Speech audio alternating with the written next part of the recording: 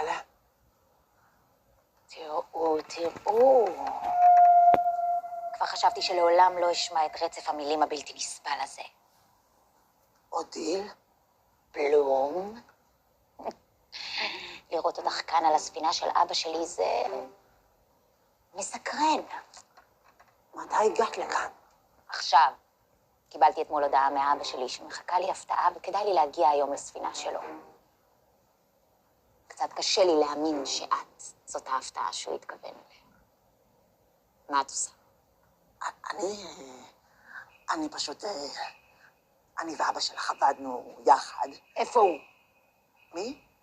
איפה? אבא שלי. אבא שלך, כן, תראי, הוא... אין מסרק בכל הספינה הזאת. עכשיו אני מבינה למה השיער שלך מרקע. גברת בלום? ססיליה טולן. גברת בלום. ססיליה טולן. גברת בלום. ססיליה טולן. גם זה! עכשיו תגידי לי, בלום, מה את עושה פה? ואיפה אבא שלי? אז ככה, אין לי מושג איפה אבא שלך, הוא נעלם. נעלם? כן,